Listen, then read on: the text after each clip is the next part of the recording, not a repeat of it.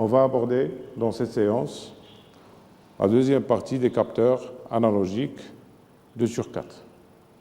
La leçon elle est subdivisée en 4 parties. Dans la leçon précédente, nous avons fait la synthèse d'un thermocouple dans un système de traitement thermique.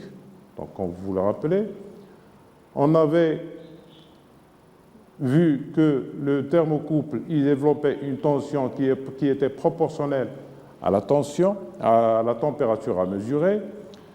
On avait également vu qu'il y avait une erreur de mesure puisque la tension générée par le thermocouple n'était pas tout à fait linéaire en fonction de la température et donc il fallait compenser cette erreur. On a vu qu'on avait essayé avec une composition par de l'eau glacée de la jonction de connexion du thermocouple. C'est une méthode qui est utilisée généralement dans les laboratoires de mesure, mais dans l'industrie, on compense cette erreur par la mesure de la température à la jonction par un autre capteur, et on avait utilisé à cet effet le LM35, puis on déduisait cette erreur pour retrouver une relation linéaire entre la tension de sortie du thermocouple et la température à la jonction chaude du thermocouple. Donc, ceci reprend les principes qu'on a déjà vus. Le thermocouple, deux matériaux 1 et 2, la jonction avec du cuivre vers le système d'acquisition. Donc, l'erreur, elle était introduite par la température des jonctions. Donc, pour compenser cette erreur, il y a plusieurs façons. La première, c'est de plonger cette jonction dans de l'eau glacée, c'est-à-dire pour imposer TC égale à 0. C'est une méthode qui est très précise et qui est utilisée surtout en laboratoire de mesure. Sinon, on peut compenser la tension avec la mesure de cette température et la compensation dans un circuit adéquat. Ici, vous avez les couleurs selon le type du thermocouple, les couleurs des fils. Ici, comme on l'avait déjà vu, nous avons la sensibilité du thermocouple en fonction de son type et en fonction de la température. Dans ce tableau, nous avons quelques types de thermocouple. Par exemple, le type T, c'est du cuivre pour le conducteur positif, c'est-à-dire le matériau 1. Le matériau 2, c'est du métal, etc. Le fer, le nickel-cuivre, etc., etc. Bon, ici, dans ce tableau, nous avons la sensibilité moyenne d'un thermocouple en fonction de son type, T, J, E, etc. Et vous vous rappelez que dans le système de traitement thermique, on avait choisi un thermocouple du type K et qu'on avait calculé sa sensibilité qui était, on avait trouvé, si vous vous rappelez, 40 microvolts par degré Celsius. Ici, ça confirme que le calcul qu'on avait fait est juste puisque le constructeur, il donne pour un thermocouple de type K une sensibilité de 41 microvolts par degré Celsius. Maintenant, on va s'attaquer à un autre type de capteur, cette fois un capteur passif, dont la résistivité varie en fonction de la température, à savoir le capteur de température à résistance métallique. Donc, ça utilise le principe que la résistivité d'un métal varie en fonction de la température. Plus la température augmente, plus la résistivité du métal augmente, faisant augmenter par la suite la résistance du capteur. Donc ici, selon le type de métal, on peut avoir du cuivre, puisque la résistivité, elle change, on la donne à 0 degré Celsius, en micro-ohms centimètres. Pour le cuivre, c'est 7, le nickel, c'est 6,38, le platine, etc. Le point de fusion de chacun de ces matériaux, ou bien de ces métaux, il est donné ici, 1083 degrés Celsius pour le cuivre, 1769 degrés Celsius pour le platine, etc. l'étendue de mesure que l'on peut, avec ce type de capteur, si le métal est du cuivre, entre moins 190 et plus 150, moins 60 et 180 pour le nickel, moins 250 à plus 1100, c'est-à-dire c'est des températures assez élevées pour le platine. D'ailleurs, c'est le plus utilisé comme métal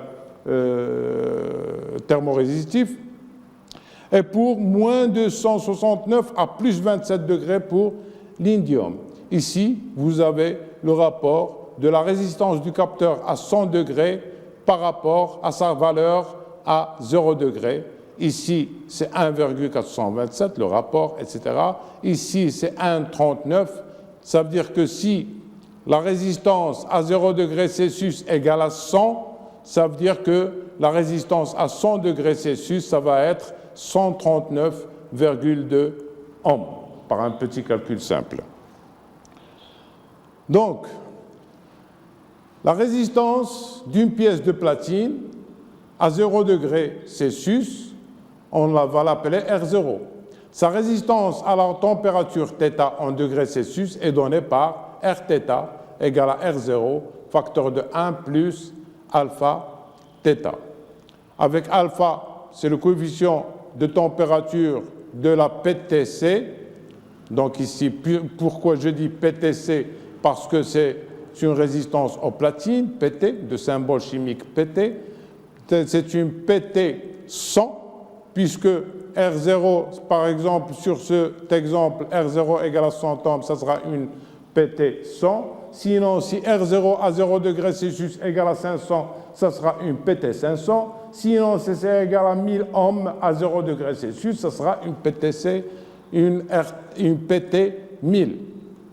Donc, alpha, par un calcul sur la sensibilité de la caractéristique de transfert ou bien de la courbe d'étalonnage de la résistance aux platines. Donc, on peut écrire que alpha égale la résistance à 100 degrés moins la résistance à 0 sur 100 fois R0. Et pour application numérique, lorsqu'il s'agit d'une PT100, on a la sensibilité du capteur, c'est la grandeur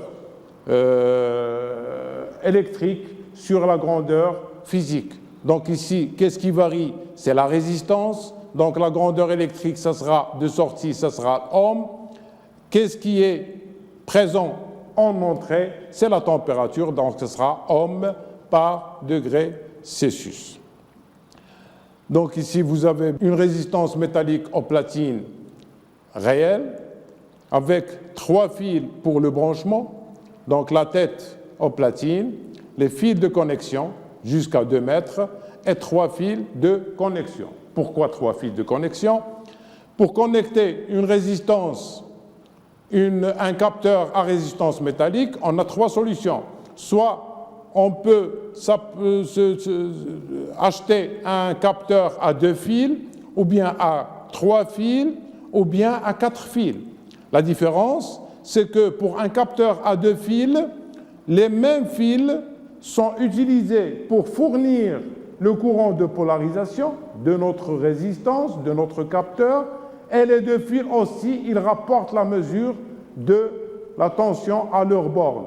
Bien sûr, dans ce cas-là, la résistance des fils va dégrader le signal de mesure et la mesure sera erronée. Et donc, il faut tenir compte de ce décalage, cet offset qui est créé, qui est dû à la résistance des fils. Dans le cas de 4 fils, le problème n'est plus posé puisque on a 2 fils, les 2 extrêmes, ils servent pour transporter le courant qui va polariser notre résistance métallique, notre capteur, et la mesure se fait à travers 2 autres fils dont le courant est nul. Le courant qui la traverse, il est nul. Ça veut dire que les fils, le capteur, il peut être disposé très loin avec cette configuration sans perte de la qualité de mesure. Et il y a la solution à 3 fils qui est la plus commune. Cette méthode, elle permet de déduire de la mesure la résistance du fil à condition que la résistance des différents fils soit égale. Bien. Maintenant, on va passer à la simulation d'une PT100. Donc ici, comme vous le remarquez, nous avons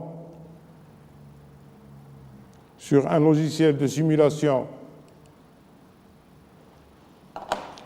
nous avons une PT100, c'est une résistance aux platines ici. Donc, ici, c'est une résistance qui est sensible à la température, qui est fabriquée avec du platine, donc c'est une résistance PT. Sa valeur initiale à 0 degré Celsius, elle est égale à 100 ohms, donc c'est une PT100. On va lancer une petite simulation du petit circuit et on va voir que ici, on branche un ohmmètre. Donc cet ohmmètre, il va nous donner la résistance aux bornes de cette PT100. Donc vous remarquez que c'est un composant à 4 fils pour une meilleure précision de la mesure. Et vous remarquez que si la température est égale à 50 degrés Celsius, l'ohmmètre, il indique une tension ou bien une résistance qui est égale à 119,39 volts. Donc je pense que ça va plus varier. Et si vous remarquez, le temps de réponse, c'est une chose très intéressante. Le temps de réponse, c'est le temps qui passe entre la variation de la consigne d'entrée qui est ici la température et la stabilisation de la valeur attendue en 0 à 95%. C'est ce qu'on appelle le temps de réponse à 5%. Ici, on va changer la température, par exemple, de 50 à 51 et on va voir, on peut lancer le chrono pour voir quand est-ce que la mesure atteint 95% de la valeur finale et donc cela correspondrait au temps de réponse de notre capteur. Et vous remarquez ici que la PT100, elle n'est pas très terrible du point de vue temps de réponse. Son temps de réponse, il est assez lent. Donc ici, si on va par exemple jusqu'à 25 degrés Celsius, il faut attendre un certain temps de réponse, c'est la rapidité, c'est lié à la caractéristique de rapidité des capteurs pour que la résistance aux bornes de la PT100 se stabilise et cette fois à 109,74, espérant que ça ne va pas encore diminuer, ohms. On passe maintenant à un autre type de capteur, c'est des capteurs de température à thermistance. Donc une thermistance, c'est un composant qui est à base d'oxyde de semi-conducteur dont la température varie en fonction, ou bien dont la résistance varie en fonction de la température. Donc c'est un capteur résistif, c'est un capteur passif. Donc ici, la situation dans laquelle on va essayer de présenter les principaux caractères d'une thermistance, c'est l'utilisation sur les batteries des voitures électriques. Donc dans une voiture électrique, les batteries, elles ont un rendement optimal qui dépend précisément de la température. C'est-à-dire qu'on trouve qu'on a un rendement optimal de la batterie pour une température donnée. Et c'est pour cela qu'on aurait besoin de contrôler cette température pour améliorer le rendement des batteries. Donc, généralement, on va considérer que cette température, elle est entre 10 et 60 degrés Celsius. Donc, le capteur qui est mis en œuvre généralement dans ce type de situation, il est à base d'une thermistance CTN. La résistance de la CTN, elle suit la loi de variation qui est représentée par cette équation. Donc, RC égale à R0, l'exponentielle de 4300, facteur de 1 sur θ plus 273, moins 1 sur 298. Donc, petite précision, θ en degrés Celsius plus 273, c'est la température en degrés Kelvin.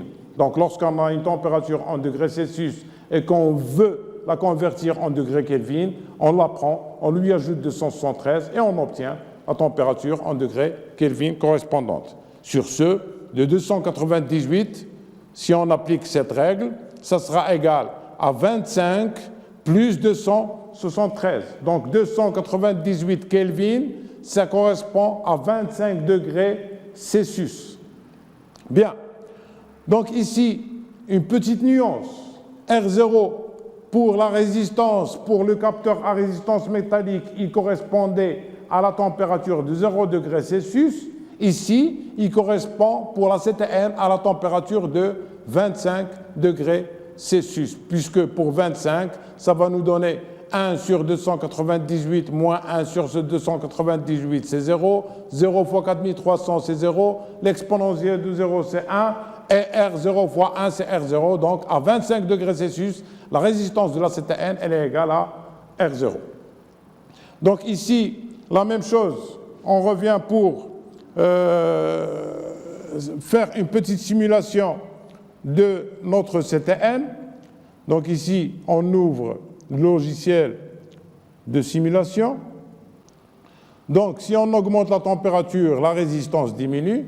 Donc, on remarque bien qu'il s'agit d'une thermistance à coefficient de température négatif. Si on diminue la température, on aura la résistance équivalente de la CTN va augmenter. Et vous remarquez aussi que la CTN, elle a un temps de réponse meilleur que celui du capteur à résistance métallique, le PT au platine, par exemple, comme on a vu pour l'exemple, le PT 100. Il est plus rapide. Donc ça, c'est une caractéristique à prendre en compte lors du choix d'un capteur de température. Alors, on revient à notre présentation.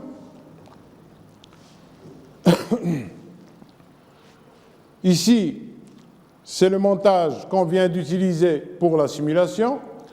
Là, à partir de ce montage, on a relevé les différentes résistances correspondant aux différentes températures appliquées à notre CTN. On les a réunies dans un tableur et on en a tracé la caractéristique de transfert ou bien la courbe d'étalonnage de notre CTN qui correspond à ces points. Et on remarque que la caractéristique, elle est exponentielle, elle n'est pas linéaire. Ici, c'est une résistance pour une CTP, c'est-à-dire un coefficient de température positif, qui est utilisé généralement entre cette borne et cette borne, c'est-à-dire sur cette partie linéaire, ce qui explique que son domaine d'utilisation, il va s'étendre de quelques 20-30 degrés Celsius à quelques 60-65 degrés Celsius, c'est-à-dire que c'est une étendue de mesure assez faible. Mais l'utilisation des CTP, elles ne sont pas utilisées généralement pour la détection de température, mais elles sont utilisées en tant que composants de protection qu'on insère en série avec des éléments sensibles comme un moteur à pas, etc. Et lorsque la température augmente au-dessus d'un certain degré, la résistance de la CTP devient excessive, très grande, et donc elle sert à couper le circuit et c'est une protection contre les surchauffes de certains appareils coûteux et sensibles.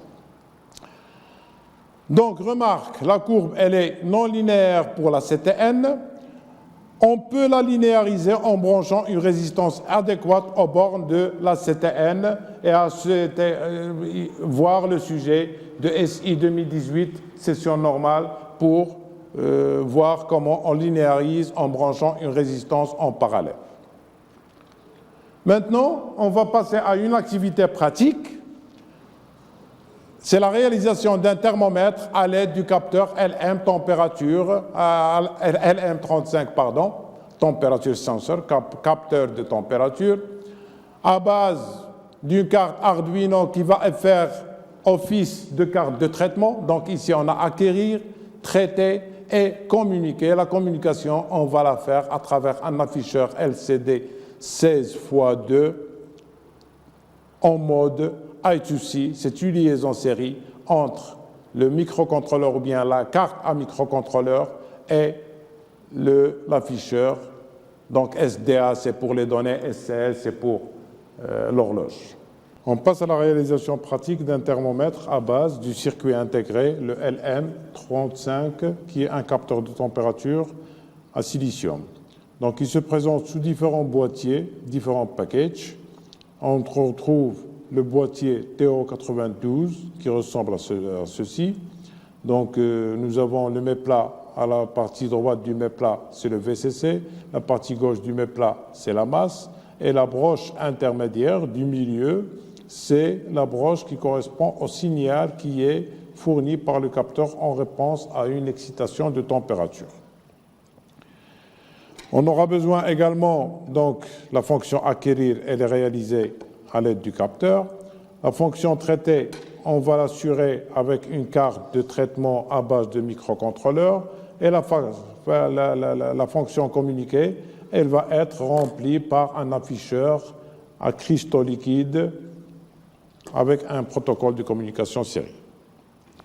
Donc, on commence par alimenter notre capteur. L'alimentation, elle sera fournie par la carte de traitement à microcontrôleur, donc plus 5 volts et la masse.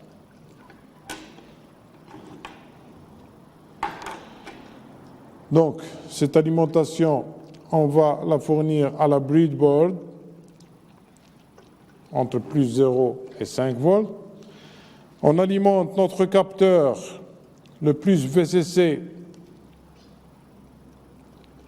sur cette patte. La masse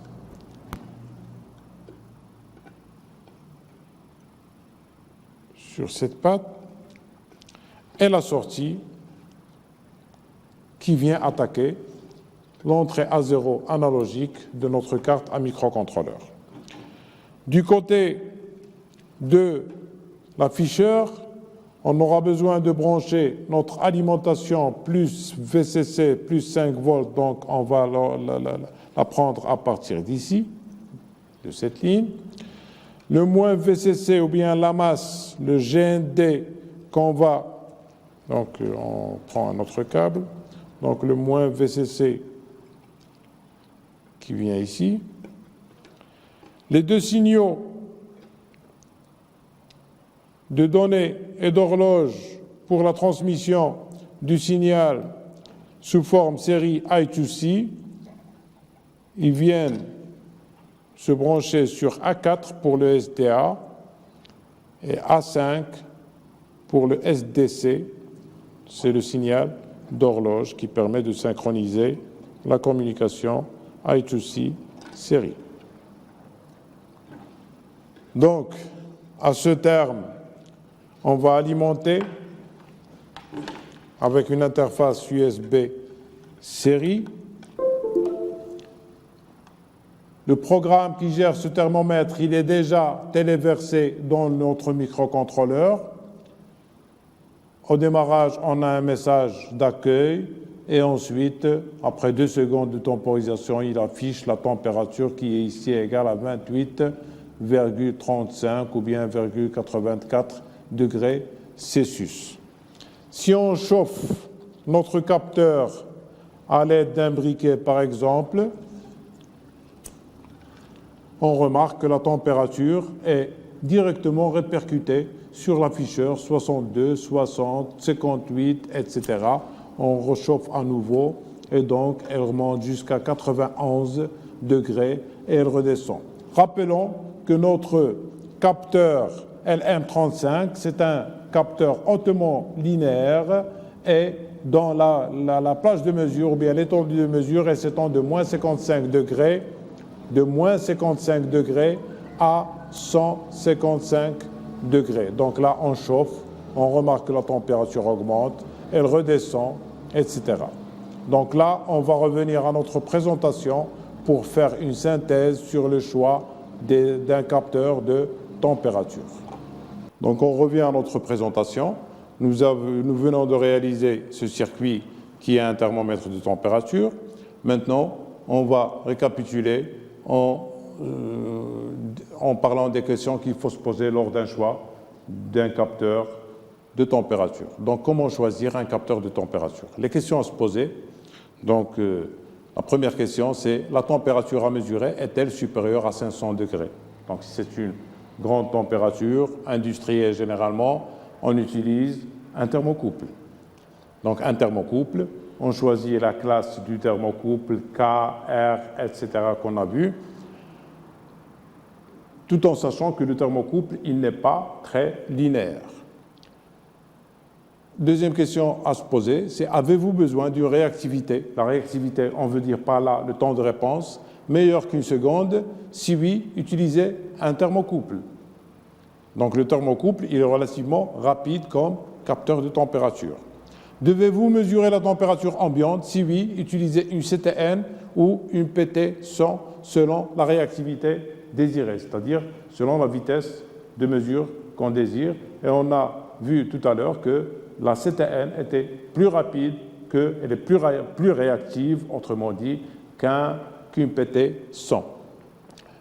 Sinon, si la température à mesurer n'est pas très grande, avez-vous besoin d'une mesure de grande précision? Si oui, utilisez une sonde PT100, qui a une courbe d'étalonnage presque linéaire, c'est une droite, d'accord, qui ne passe pas par l'origine, bien sûr, linéaire au sens physique du terme, et sa sensibilité, elle est presque constante sur toute la plage de mesure qui peut atteindre les 800, voire les 1000 degrés Celsius.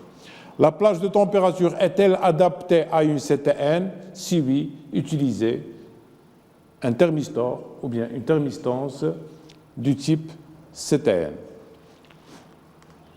Je vous remercie pour votre attention et je vous dis à la prochaine fois pour une nouvelle leçon, Inch'Allah.